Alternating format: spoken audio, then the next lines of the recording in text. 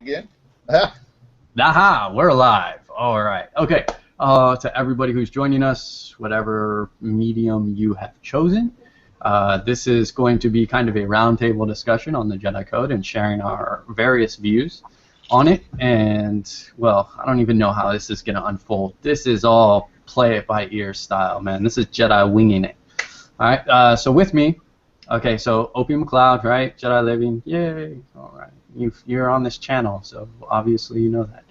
And then we got, you're going to go on the big screen here, Brandel. We might call him Chris or Christopher, just to clarify, but this is Brandel, and I'm going to say Valico? Yeah, that's how okay. Brandel Valico. Valico, all right. And he is a long time standing member of the Jedi community. Been around for quite some bit.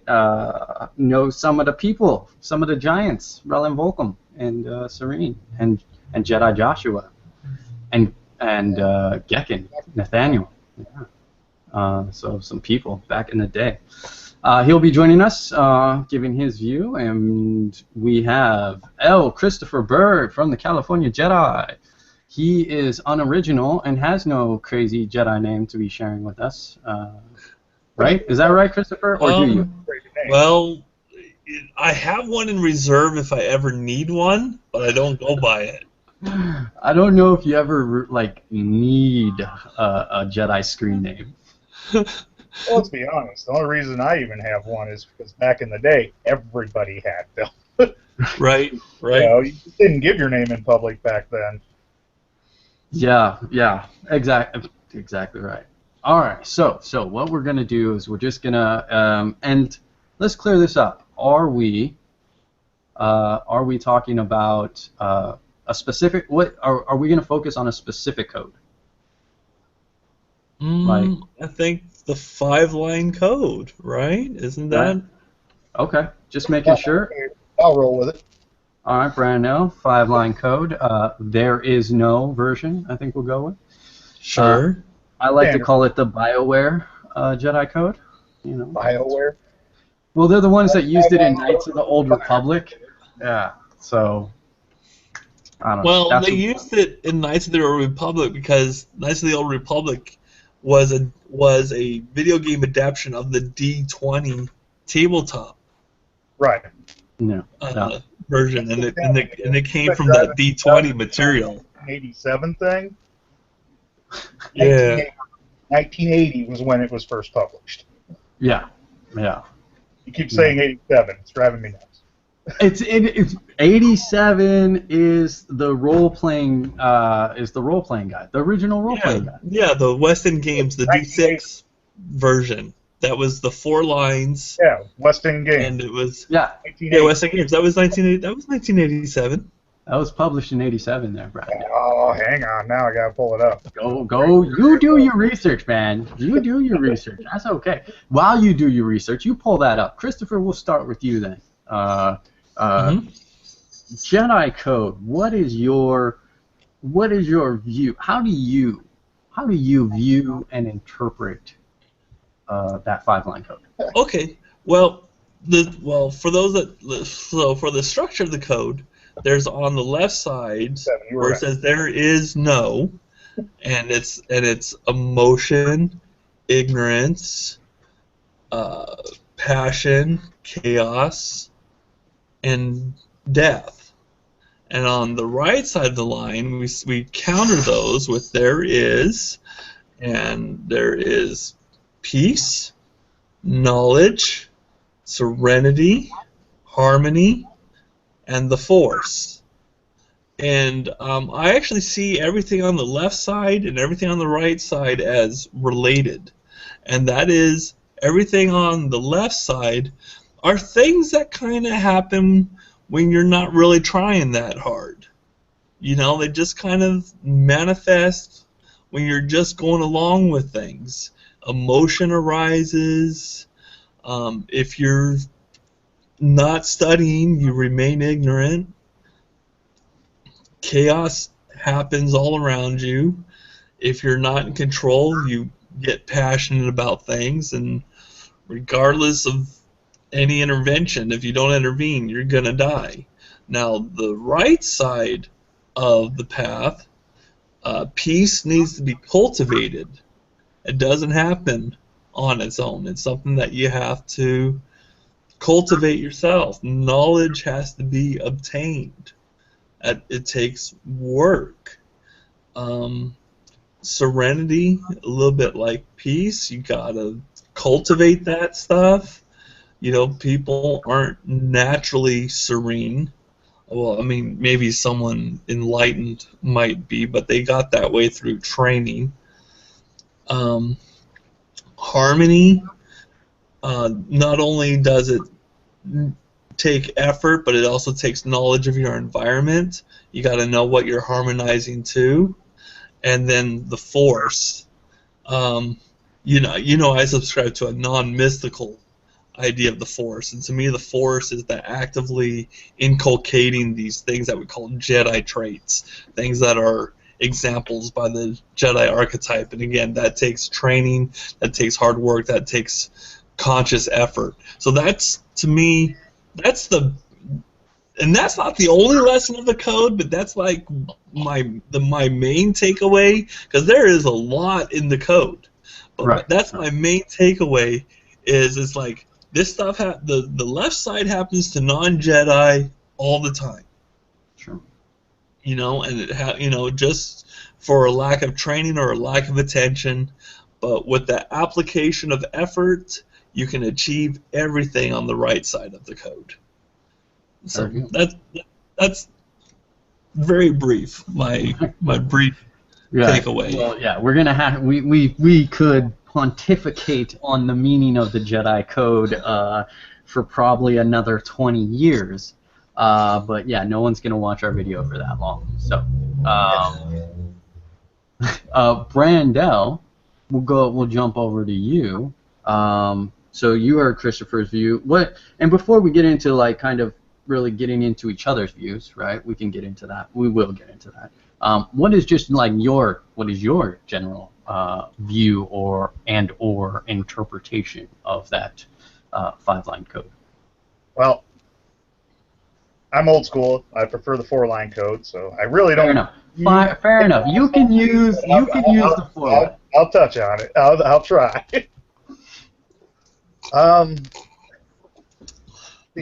For me, the problem is the code isn't. I don't break it up into individual lines. It's an overall path that leads a person from that first step of adepthood all the way to mastery. It's not explicitly said in the code, but there's like a hidden path in that code where you start out, seeking to not allow your emotions to act out. It's not that you repress them and don't have them. It's that before you make a decision, you set your emotions aside and try and be peaceful. Find that inner peace. Then you move on to knowledge by avoiding ignorance. But ignorance of your emotional state and what caused it, as well as the emotional state of the other people, is still ignorance. So you need to understand those emotions. If you don't, well, you're still acting from a point of ignorance. You try and learn all the sides, everything, this person's viewpoint, the logics. And then you're acting from a point of knowledge when it comes to that decision. Then you have your passions. Contrary to most people, I don't view passions as like an emotional upsurge. It's something that you are invested in. A lot of times people become so passionate about a particular subject, be it their school, their group, their clan, their sexual orientation, anything. Anything that causes you to automatically dismiss another person's point of view because it doesn't match something you're passionate about, even if it's the Jedi way. You are so passionate about the Jedi way, you refuse to listen to a Christian's point of view, you're blinding yourself. And you're not acting from a point of serenity. once you have those 3 things down, chaos doesn't really occur for you because you're already covering it. You're already at harmony. Which is why I don't feel that line is necessary. That, and it's an external stimuli, not an internal one. Everything else is about things that are internal. Your emotions, your knowledge, your serenity. Those are things you can control as an individual. Chaos isn't something you can actually control as an individual. It's an external stimuli, which is why I'm not a fan of that. But either way, harmony. Yeah, I touched on it. See. Good job. Now the 5th line. A lot of people, I view it as a lot of people feel like the only way for you to study something and act emotional, from a calm, serene, knowledgeable point of view is to not interact with it directly. And the only way to do that, obviously, is if you're dead.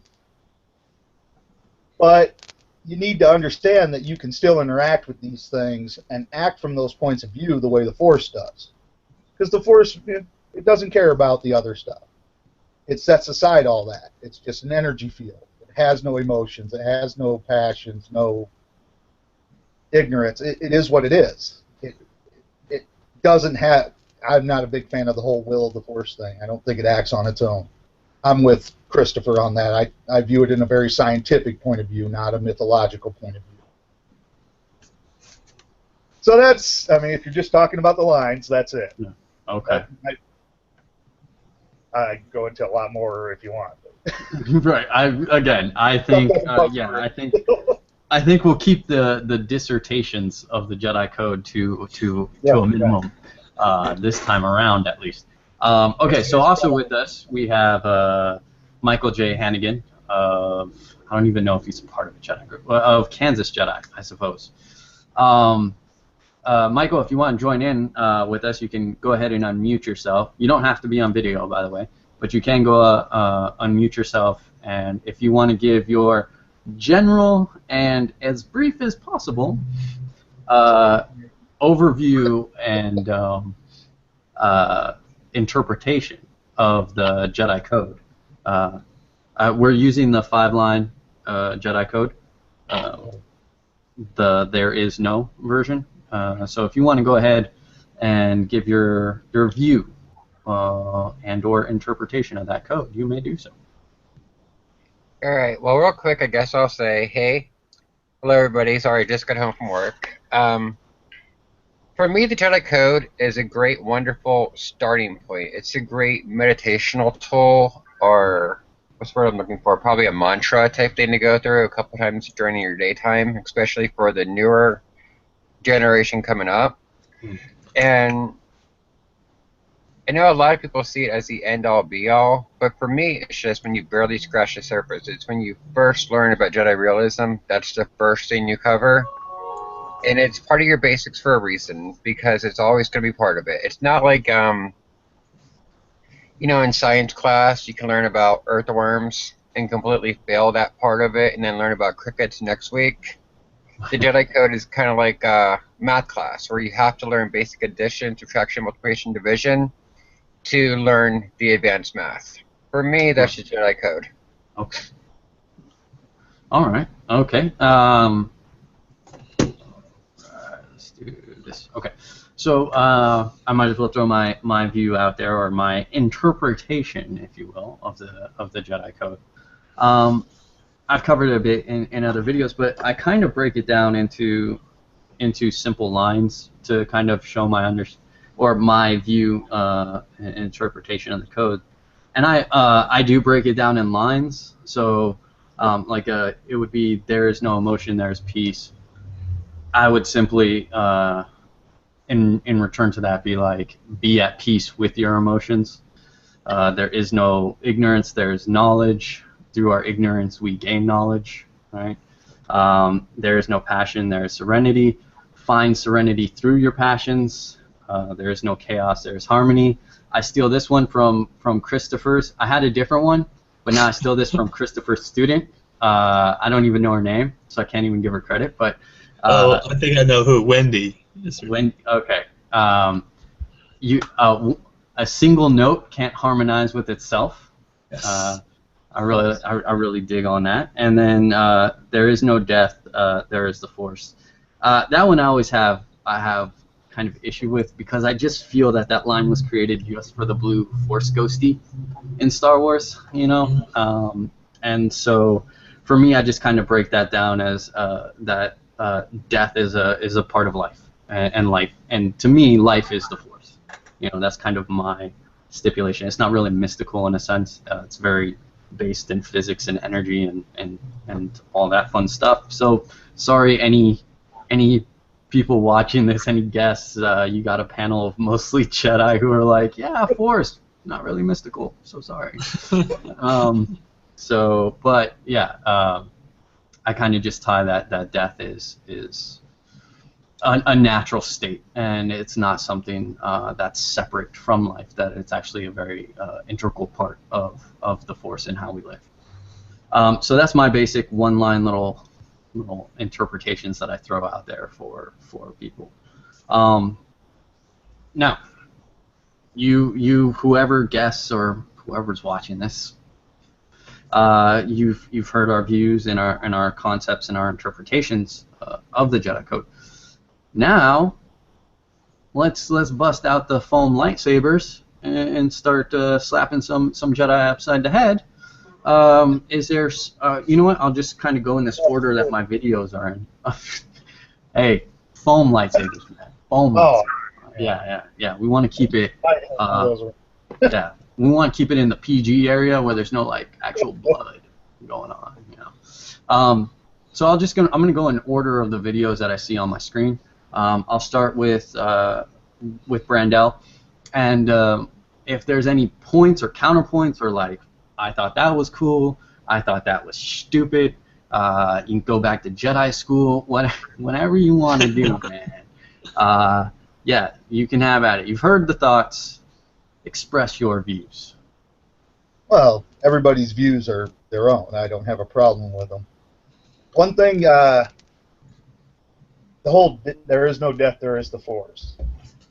A good way to look at it to avoid the issue that you're having, you in particular, Opie, right, is instead of death, insert the word end.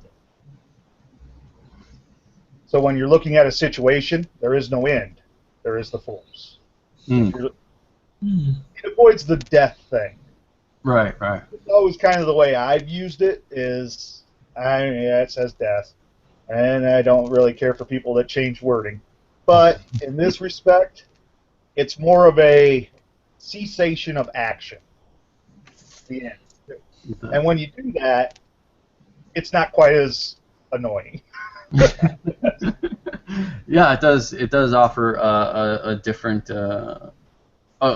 context, really, that allows for someone to explore that line. So yeah, good thoughts, man. I like that. Anything else besides your diplomatic? Everybody's allowed to have their own silly opinion on the code. Well, and it drives me nuts when people break it into single lines like you. That is fair. It negates the whole. Like I said, I view it as a path from adept to mastery. You start out with controlling your actions and the way you outwardly interact with people. Yeah. That's like your student level. So would you say? Sorry to interrupt, but would you say that? Or here's my question: if you were teaching the Jedi Code, because you do have some experience in that, if you were teaching, do you teach it as a whole then, or do you? Because a lot of like Jedi sites will teach it line by line, right? They'll give assignments line by line and lessons like, or how do you? As a whole. As a whole, okay. I can't. Sorry for interrupting. If I don't teach you 2 + 2 = 4. If I just go 2, what's 2 mean to you? Here's 2 again. What's it mean to you? Here's a plus sign. What's it mean to you? You can do that, but it's a lot easier to go 2 + 2 = 4. It's just, you move from that student level, and eventually you start thinking that way. instead of outwardly controlling your actions, you start to think that way. The path becomes internal. Which is, again, why I don't like the fifth line, or the chaos line, because it's an external influence. When it becomes internal to you, and you're thinking along those lines, instead of just outwardly controlling your actions, it's a good indication, along with time and experience, obviously, because I'm a 30-year guy, that you've reached that knighthood level because you've internalized the code. It's no longer just you get mad and no, I gotta, can't let people see me mad. So I'm gonna just act calm. Instead of acting calm, you think calmly.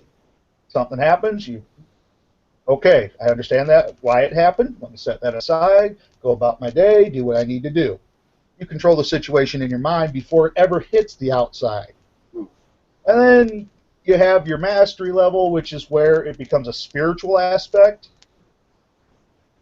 where you don't really have to think about it so much. It's just, it happens, you're through, and you go. Instead of having to run through your head, why did that upset me? What caused me to do this? Okay, this is what he's probably thinking, this is what he's thinking. It's just, it's quick. Right. You lose that when you break it down. Yeah.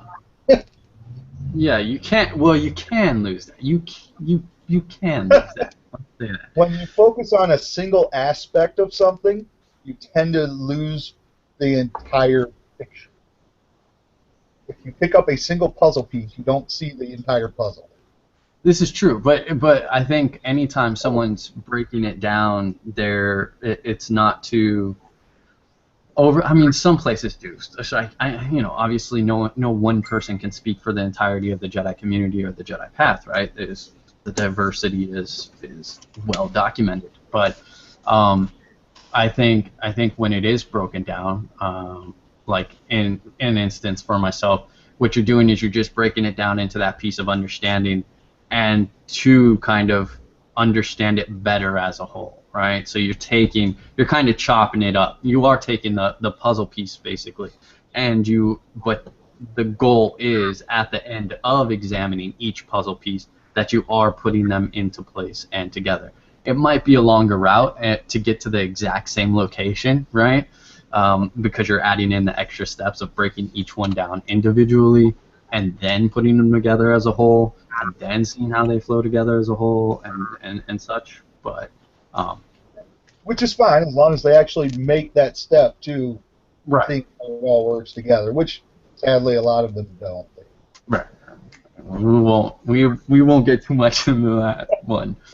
That's a quagmire and a half. So yeah, anyway, I picked up enough time. On to the next guy.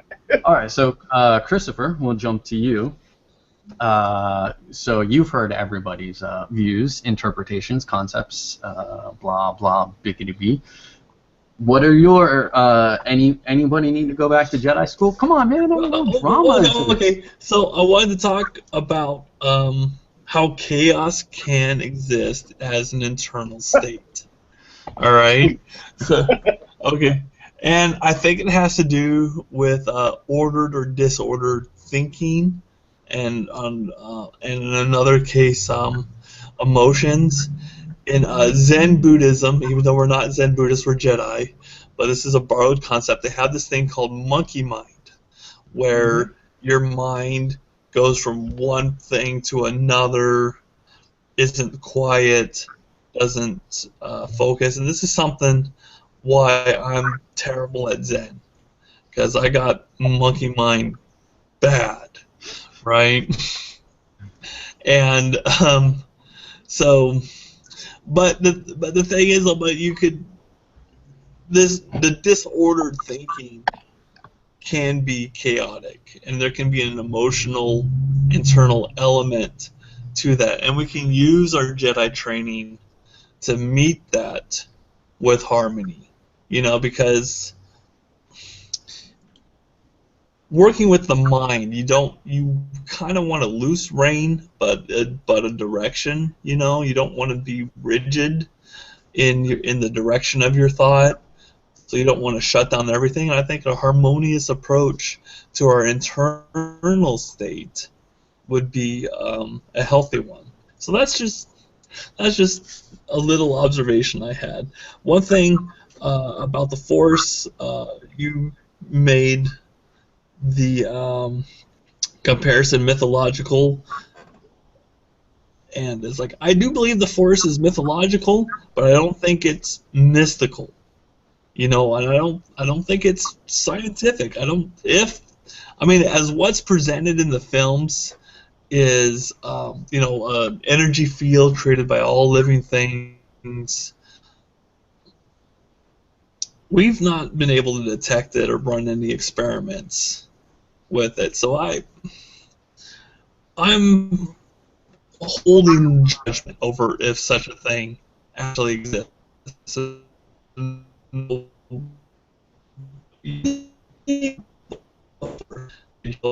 Logical is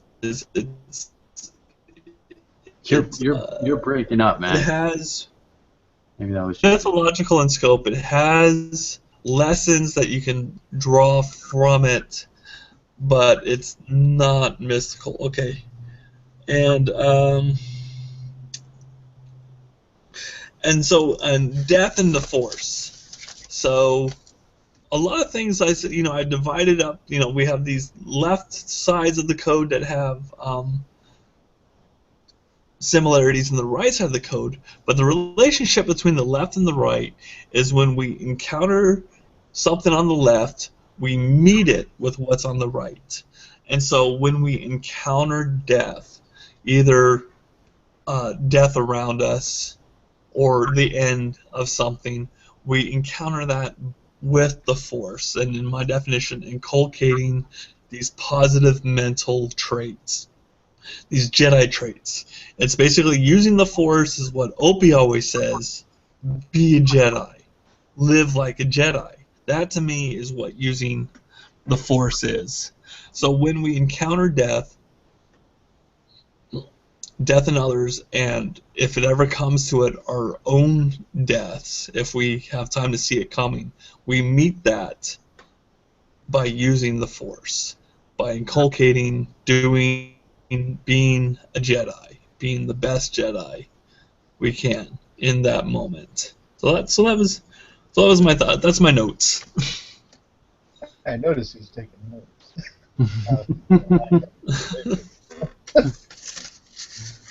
All right, so good thoughts, Christopher, man. Good stuff. All right, thank you. Hannigan, you've heard probably some, maybe half, not even half. I don't know. You jumped in all late, dude. Thanks a bunch, man. Messing up the whole order of this stuff. But you've heard some of the views and concepts on the Jedi Code from your fellow Jedi here. Do you have any tidbits, thoughts, musings on the thoughts that have been given thus far? You have to unmute yourself. You're muted. Calmest he's ever been.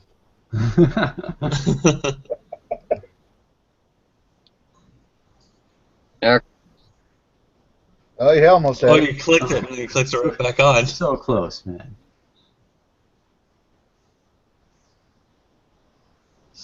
There he goes. Can you guys hear him? No. No, he's unmuted, but I still can't hear him. All right, hang on, Hannigan. I'm gonna try. Still not, man. Wait. He's gonna have to give his I'm gonna try language. Start signing this stuff. Come on, man. Yeah, I don't know. Only sign language. I think he was doing little money foo-foo. Try logging out and coming back in, dude. However you come back in. That usually works. Wait. What? Speak. Now you're working. Really? Yeah. Yeah, beautiful. Well, what I'm going to say is actually really simple. I love the "there is no chaos, there is harmony" line. I don't know how anybody can dislike that, because in our lives, we are surrounded by chaos. It's all around us. Everything we do, especially if we're in a relationship, or dealing with family members, all that fun, happy Jedi stuff. But what matters is not that, okay, we live in a world of chaos. It's what we do in that world of chaos. It's, do we let the chaos control us? Do we let it overcome us? Or do we overcome it? That's my one thing about that line.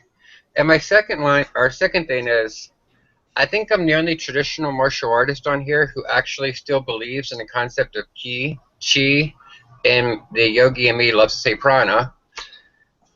The force is real. The energy life force is real. There's energy around us. It's how you tap into it that matters. But I'll probably get executed for that one pretty soon. So let's hear what you guys have to say about that. No, I don't think anybody's saying the force isn't real or energy isn't real, but it's a quantity or it's an issue of definition, right? Sure, I believe that the force is energy, absolutely, but that translates differently.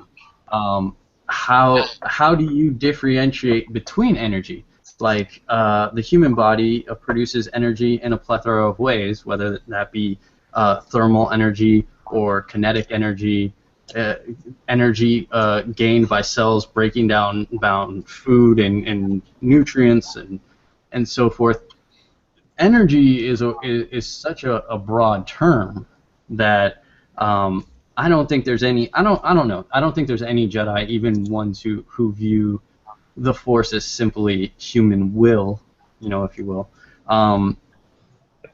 Discount energy as a thing. I just don't think they view it in the same way as, say, I guess maybe a traditional martial artist would, in the sense that you're going to be throwing chi balls around and doing crazy stunts and things. I think that's at least for me. I have not seen anybody proficient in any of those skills when they claim to have force powers using our vernacular in that realm. So to me, I find it an unnecessary focus. I could spend my time cultivating energy in hopes of one day maybe moving a pencil across the table, or I could spend my time in meditation and charity work and living as a Jedi. So for me, it kind of becomes that question of where's your time in the Jedi path? Where's your focus in the Jedi path most important? So I don't think anybody here, and you guys can correct me if I'm wrong, but I don't think anybody here discounts the idea of the Force's energy, just the extent of how that energy can be used by an individual.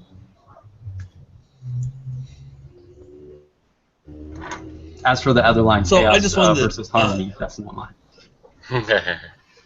Yeah, I just wanted to jump in. I don't want to sidetrack too much on discussion of ki, but I'm an Aikido black belt and ki in my art, but I don't pretend to say I know what ki is or exactly how it works, And it's something I'm currently exploring in my training, my relationship with ki, because when I don't use the ki imagery, my Aikido completely falls apart, right? Even though I don't believe it's a mystical energy, I have to act as if it is.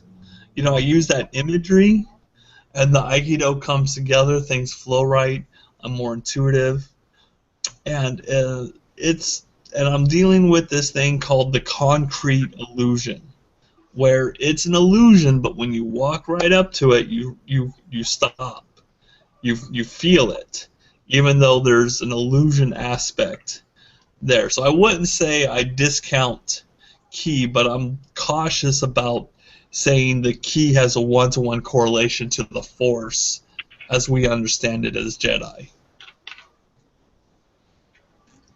Well, I'll sing in on that one. For me, it's, if you just looked at it as chi or ki, you're actually limiting it.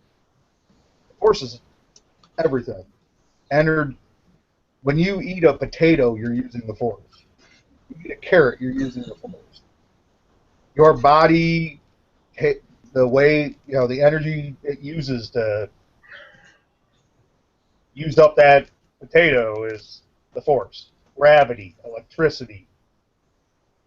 This Wi-Fi signal I'm using to talk to you. Chi, also part of the force. Electromagnetic energy, everybody has it. When we interact with each other, energy flows back and forth. It's just the way life works. Everything's the force. The atoms that make your body up, the force.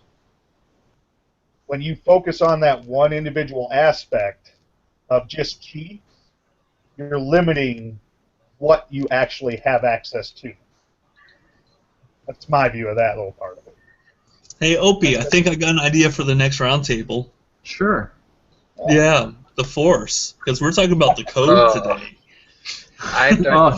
Someone's getting all first. Robert's Rules of Order on our subjects here, man. If I can, to touch on the whole chaos thing, since I'm like the one dissenting vote for that line. Yeah. The reason it's not that I dislike the line itself. I feel it's not a required line. Okay. Chris touched on the fact that when you do those three, when you do the code, you can deal with chaos via harmony.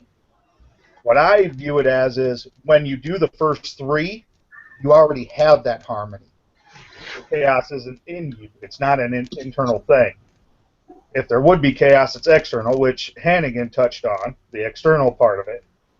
And you're right. It's fun. I don't have a problem with it. It's not that I dislike the line. I don't feel it has value within the parameters of the other lines. So let me ask you though, outside of the code, do you think Jedi should have a relationship with chaos that is addressing chaos something that's part of the Jedi path, something that we should insert ourselves into, where we should be injecting harmony into chaotic situations? Yes, but you'll do that simply by being there and living the Jedi way.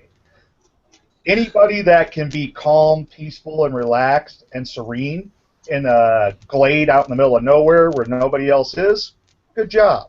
If you can do it in the middle of downtown New York while cars are whipping by, even better. Yeah. Truth is only found in the heart of chaos. That's where you find your true peace.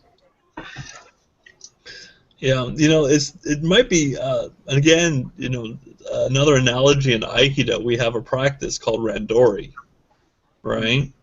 And it's been told to me. I think it's a more poetical translation than a literal translation, but the translation of randori is dance of chaos, and how we usually do it in the dojos where I train is we'll have 3 attackers and 1 person perform an Aikido technique simultaneously. So, you got people coming in from all sides and you're turning and throwing, turning and throwing, turning and throwing. And what is interesting is you see around Nage, the person doing the technique, it looks very chaotic. Sometimes they're even running into each other. But the secret to a good randori is keeping your center and being that calm but active and blending with what's going on with you. So you may be going fast, you may be going slow, but it's Nage, the person performing the technique, that kind of sets the pace of the interaction. And I think that's a nice visual or physical representation of that line of the code, chaos yet harmony.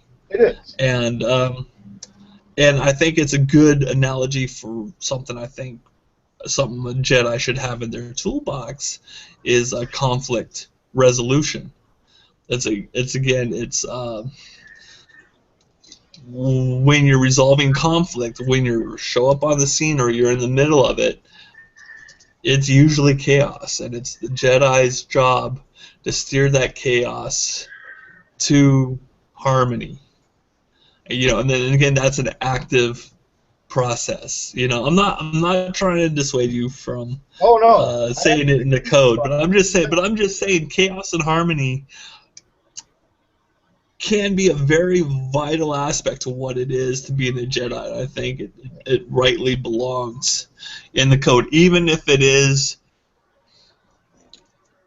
some of these things are not like the others line. I think there's real value in that line and a lot of lessons. And the great thing about the Jedi Code is that when you unpack it, there's more there, and you can unpack that. And oh look, there was stuff underneath there.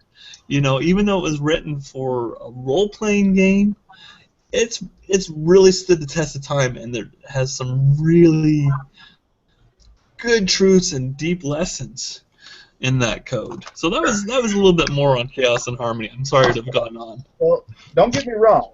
It's not that I disagree with you. I actually agree with everything you said 100%. It's the way I view the code that makes it to where I feel the line is not important.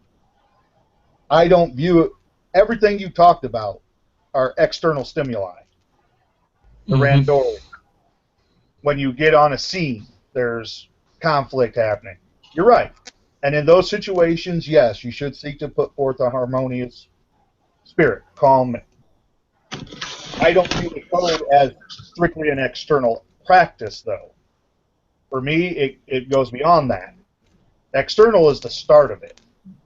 You have to move to your internal, and then beyond that to reach mastery using the hidden path. Well, I call it the hidden path within the code. When you focus on just the external parts of it, I feel you lose parts of it. But that's my personal view of it. Doesn't make mine right. Doesn't make yours wrong. Doesn't make yours right. Doesn't make mine wrong. It's just the way we are. But I don't have like I said, I don't have a problem with that line being in the code. I don't have a problem with people using the 5-line code. For myself, it's redundant. I don't see the value in it. I do understand that others do.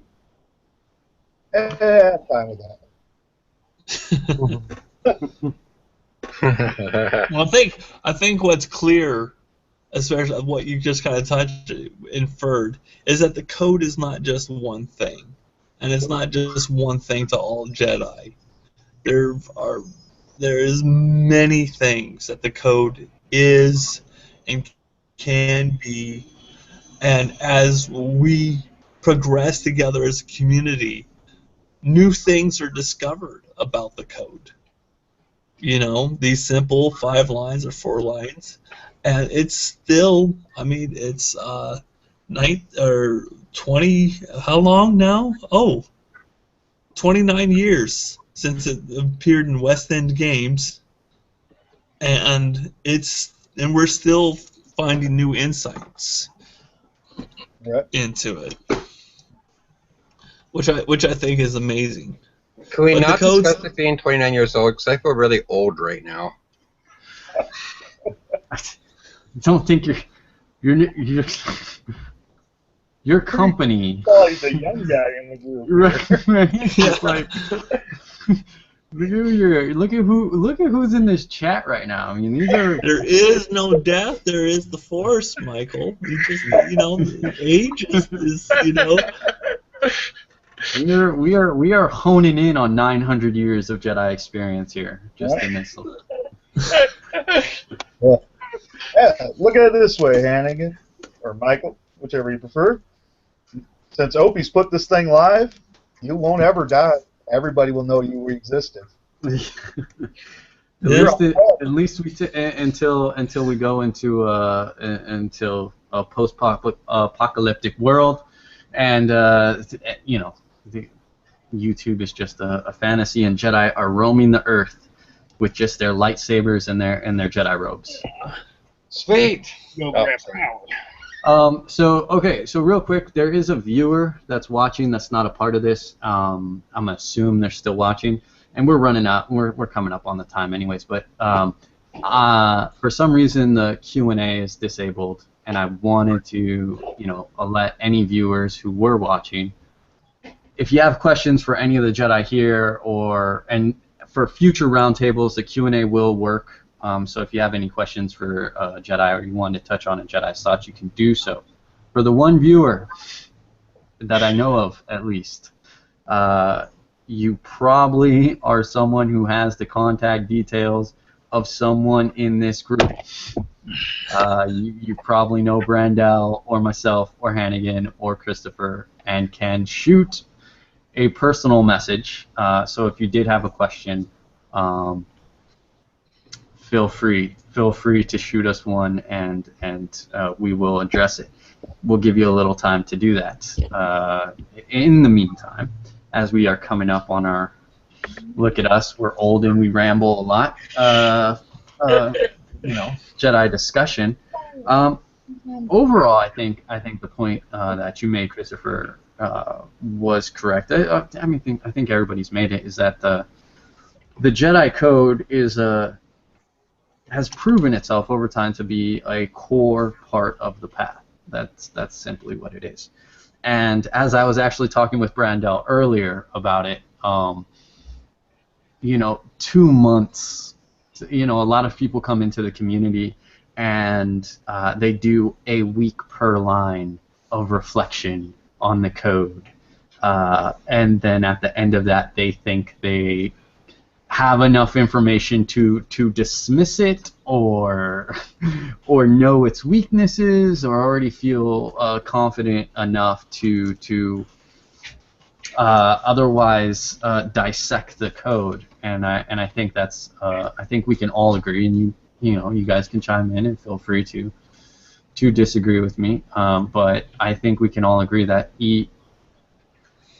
when you start, you're going to have a view of the code, and as you progress, your view will kind of evolve over time, and through the years, we still consider the Jedi Code a core part of the path, a necessary part of the path, though we each kind of have our own view and interpretation of it, and yet it still has led us to the same, I want to say, conclusions in a sense of being a Jedi. Like, we still live our lives as a Jedi and in a similar fashion with that same core, yet as evidenced, we do have different views on some areas of the code. So yeah, I think it's, I don't know, I like the Jedi Code. I think it's with the rest of us here, I think we can agree that it's kind of a necessary part of what we do, and yeah, and that it's okay to disagree with some things, and it's okay to have a slightly different point of view on the code. But when it's when it's outright dismissed that kind of things, questions start to arise. Which actually we have time. So I'm going to get into this because this was brought up, and this is something I want to talk about. Someone said to me, well, not to me directly, but whatever, to me, that they don't believe in the Jedi Code. They think it was created for a role-playing game, so boom, poof, gone, out of here. But what they do hold to is very specifically the stuff in the original trilogies, certainly the Empire Strikes Back. However, when I look at Yoda's teachings in Empire Strikes Back, I just see that as a great influence for the code. So I see peace being taught there, and I see serenity being a theme, and I see the Force being a focus, especially in relation to death, either as an end, right, or as literal death, because, well, it is a movie. Blue Force ghosties, Obi-Wan walking around giving advice. But there's a lot of core elements, and I would say, my question to each of you is, if you believe in, or if you follow Jedi just from the Empire Strikes Back, would you still find, is the code still relevant, or do you feel all you need is from Empire Strikes Back? Are they mutually exclusive, or are they tied together? So I mean, like, yeah. I mean, can you really have one without? Can you discount one without discounting the other? That's my question. There it is. I worked it out. I figured it out. Can you discount the Jedi Code without discounting Empire Strikes Back? I will raise of hand. Well, I can't even see Hannigan's hand. How about you, Hannigan? We'll start with you, and we'll go backwards this time. Hannigan, can you discount the Jedi Code and not discount Empire Strikes Back? The lessons from there. Right. If you look at the Star Wars from the big picture perspective, movies, books, whatever, it's all fiction. Sure. So technically, I mean, you can't say, oh, no, no, no. Yoda's teachings were correct. The rest was made up. Hell no. Sorry, heck no. It's all made up. It's all fiction. So it's up to you if you really want to, nitpick everything. And God knows, but 2 years from now, after we all watch Episode 7, we're all going to be like, damn, I missed the extended universe. And kind of go with that argument as well. It's going to be more fun for us. But if you really wanted to do it, feel free, because it's all fiction. But in the Jedi Realist community, any group you're a part of, in my opinion, the Jedi Code is going to be one of our core principles, one of our unity-based principles. There you go. There you go. So I'll leave it at that. I'm with that. All right, Christopher from California Jedi. All right, I got this, Opie. Okay. Okay. Right. So basically, all I did is I went through my head the lines of the code. I went through Yoda quotes from Empire that Strikes Back. I have 4 because the 1987 code had 4. Okay. So this is what I came up with. Yoda says you use the Force when you are calm, at peace. That's the first line. You must unlearn what you have learned. Ignorance over knowledge. Quicker. Easier. More anxious, more quickly to get into a fight about the dark side. That's passion. There. Luminous beings are we, not this crude matter. That is, there is no death, there's the Force. That's the 4-line code in Yoda quotes from Empire Strikes Back. All right. So to sum up, you cannot discount one without discounting the other, correct? It's there. It's there. It's there. It is there. All right, Brandel. I think you're muted. Did you mute? I don't know who muted you. See if you can unmute yourself. Now you're having the problems. Okay. I muted myself so that my wife could talk without interrupting. Fair deal. All right. First off, I'm Michael. I'll go with Michael. If you're going to nitpick fiction, it's all fiction. There's only one problem with that logic. It's not fiction. The second, one person started to follow the path as a real life path, it ceases to be fiction. When you're talking about a group path, the majority should set the tone. The majority of Jedi, be they Jedi realists, Jediism, uses the code. It's a founding core principle that we've all adopted. We've all used it. Like Michael said, it's a unity concept. Something we all know. Even the person that dismisses it knows it. They have to. They dismiss it. Whether they want to admit it or not, they know it. It's... Sorry. Suck it up. It is a founding principle. It's not fiction because people follow it in real life. The second that happened, it ceased to be fiction. So you can't nitpick fiction because it doesn't matter. And, well, Chris summed it up real great. It's in Empire. So their whole argument's bunk anyway. I love it. I love it. All right. And this is we need to get some people who don't agree with us on this show. We I haven't we seen the zip line thing. Come on. Hold on, wait. We'll post this video somewhere public that's hostile, and oh, there you go. find a Sith I'm sorry. Sith forum. I'm sorry. You want hostile? I got this. No, I just Y'all want. want Well, hostile? what we want is the opposite view. What we want is the opposite view. I'm gonna say you don't want Hannigan. Yeah. Darn it. No, we don't. We know No, Hannigan's. You hostile, dude. But yeah, I agree with the thoughts. Yeah, now. I definitely agree with the thoughts presented. That it's in. My thought was always that and it was in a lesson at the Jedi Academy Online some years back, but that you looked when you looked at the code, before you looked at it, you were to go watch Empire Strikes Back, and then you were allowed to jump into the code and then see if you could make those, as Christopher did just off the top of his head, which big old nerd, right? He was able to do without having to rewatch the things, but I still. Any excuse I get to rewatch Empire Strikes Back is kind of my thing. But I know what I'm doing after this conference.